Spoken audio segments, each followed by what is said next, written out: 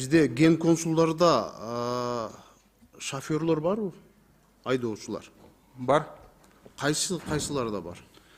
Дубайдыкыда барбы, например? Бүгүнкү күндө Дубайда айдоочусу жок. Себеп бир аз мурун ал арыз жазып өзүнүн ордун бошоткон да. Канча штат бар Дубайдын ген консулунда? 5 киши.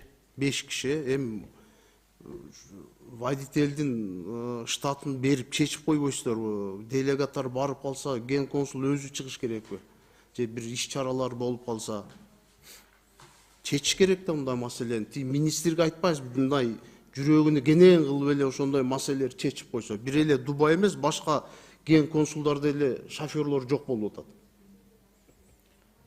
Уят эми, водительди чече албаса, эмне деген министрлик? Урматтуу Рысбек Исламович, эске алабыз, сөзсүз бул маселени карайбыз. Азыр биз караштырып, жакын арада чечкенге аракет кылабыз. Чечип бериңиздер да, уят эми, шофер жок болсо, ген консулдар өздөрү айдап жүрсө, машиналарды же бир машиналарды жалдап жүрсө, аларга биз поддержка беришибиз керек да, алар иштеп атпайбы баарычы? Туурабы? Ушу боюнча чечиңиздер маселени.